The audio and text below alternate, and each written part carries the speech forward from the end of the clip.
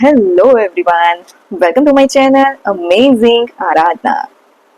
આજે હું એવો ટોપિક લઈને આવી છું કે જે દરેક વ્યક્તિને પોતાના જીવનમાં છે ને એ જોઈએ જ છે, અને દરેકને એ વ્યક્તિને પોતાના જીવનમાં એ લાવવું જ છે.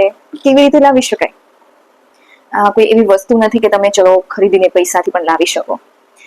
આજે જે હું ટોપિકની વાત કરવાની છું એને પોતાના જીવનમાં લાવવું છે ને ખૂબ અઘરું છે. એના માટે પ્રેક્ટિસ કરવી પણ એટલી જ જરૂરી છે. કઈ છે?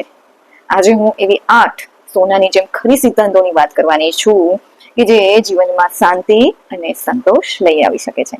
હા, તો ચલો આજે એક એક કરીને એ સિદ્ધાંતોને સમજીએ કે જેનાથી તમે તમારા જીવનમાં છે એ શાંતિ લાવી શકો છો, સંતોષ લાવી શકો છો, અને સંતુલિત જીવન જીવવા માટે પણ એ ખૂબ જરૂરી છે. તો ચલો જાણીએ.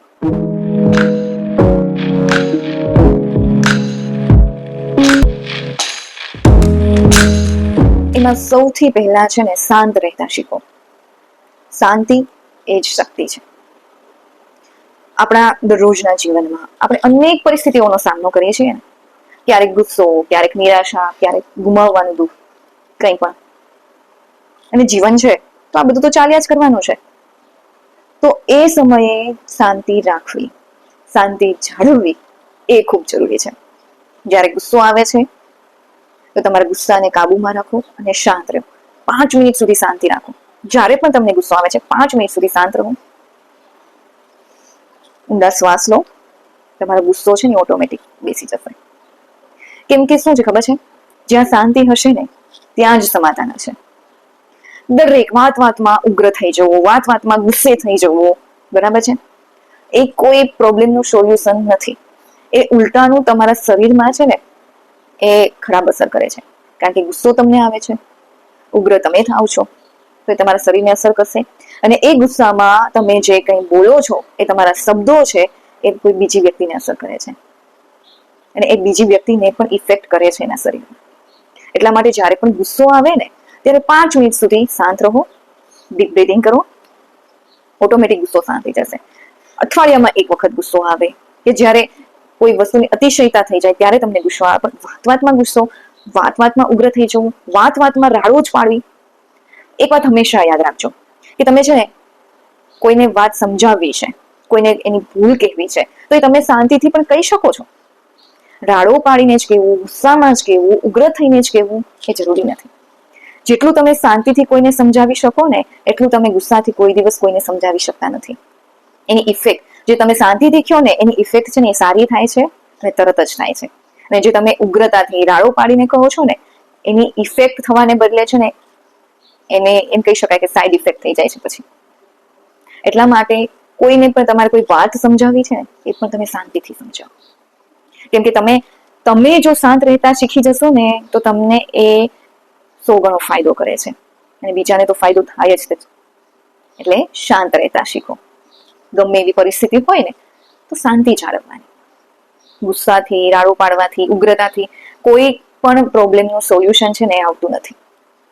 ગમે એ સમસ્યાઓનું સમાધાન કરવું હોય ને તો તમારે શાંતિ રાખવી જ પડે છે. બીજું છે માફ કરવાનું શીખો. દિલ હલકું થાય છે. માફ કરવાથી છે ને એ એમ કહી શકાય કે આપણે કંઈ છોડતા નથી, બરોબર છે. જે થયું છે એ ભૂલાવાનું પણ નથી, અને ભૂલવાની કોશિશ કરવાની છે. તરત જ નહીં ભૂલાય કોઈ પણ વસ્તુ, પણ માફ કરવાથી શું થશે કે તમારું દિલ હલકું થઈ જાય છે. જ્યાં ક્ષમા છે ને ત્યાં શાંતિ છે. અને માફ કરવાથી તમે કંઈ છોડતા નથી. એનાથી છે ને માફ કરવાથી તમને પોતાને જ ફાયદો થાય છે. તમે પોતાને મુક્ત કરો છો. એટલા માટે ક્ષમા કરી દો. સારું, ચલો.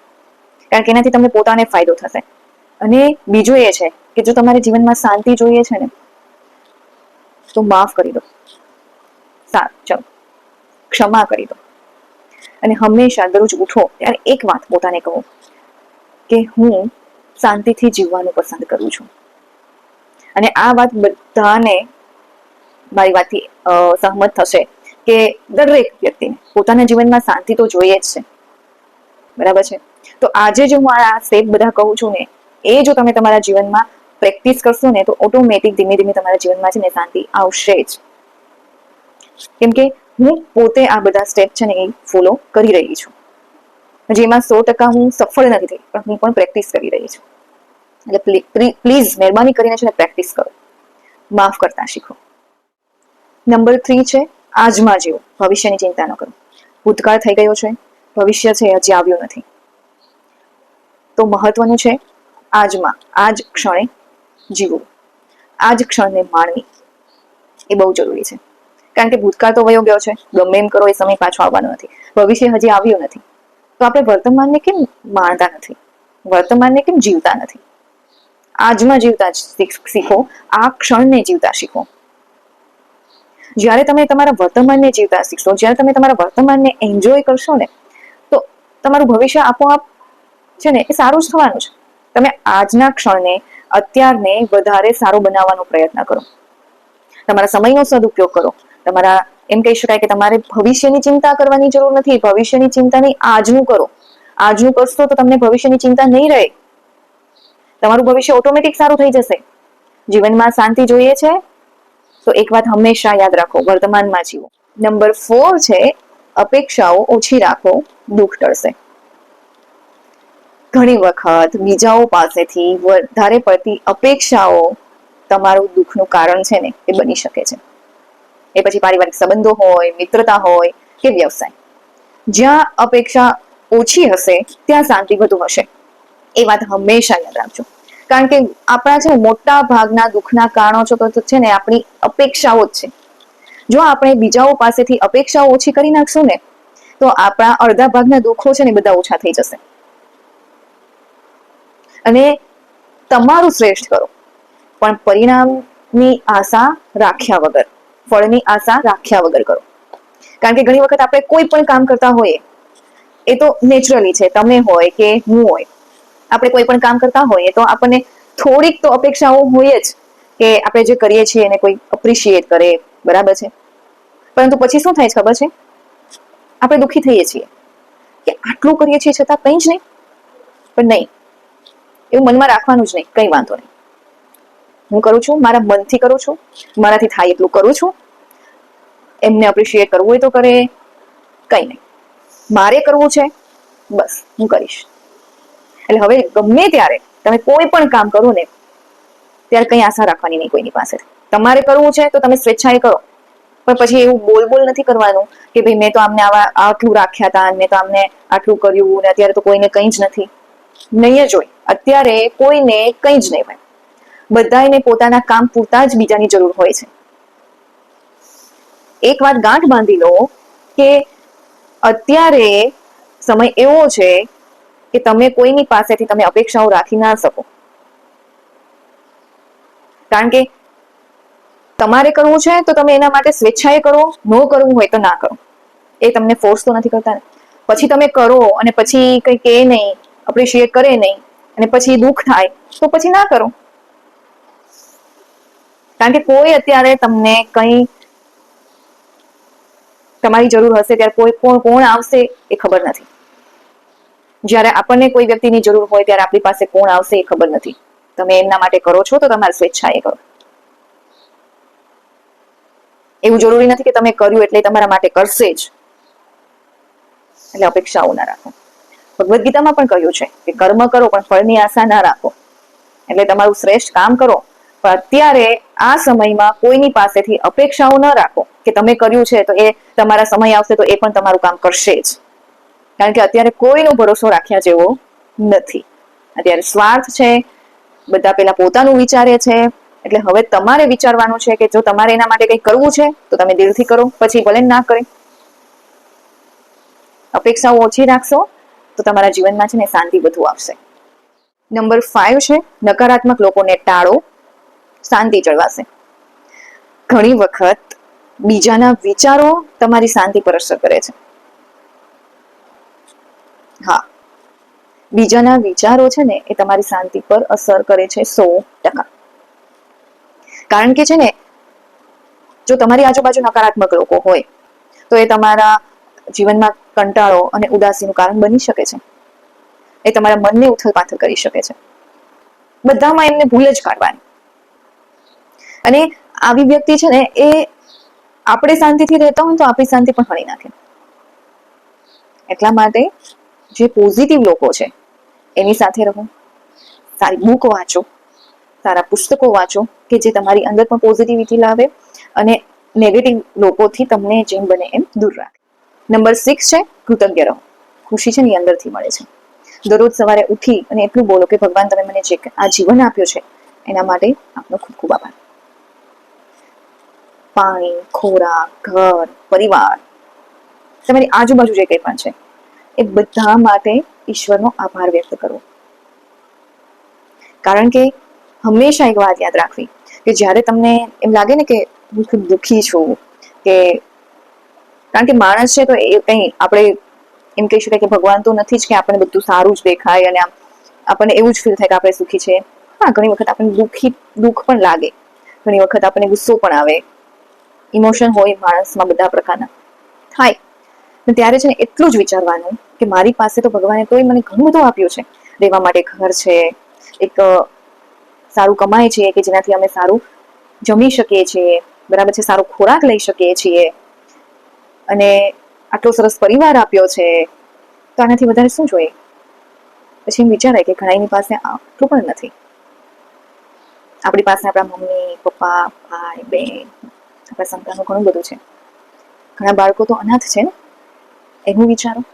એટલે જ્યારે છે ને આપણે દુઃખી હોઈએ ત્યારે હંમેશા તમારી પાસે જે છે ને એનો વિચાર કરવાનો. જ્યારે પણ આ ટ્રાય કરજો, જ્યારે પણ તમે દુઃખી હોય, બરાબર, ત્યારે છે ને તમારે શાંતિથી બેસવાનું અને તમારી પાસે કઈ કઈ વસ્તુઓ છે, તમારી પાસે શું છે એ લખવાનું.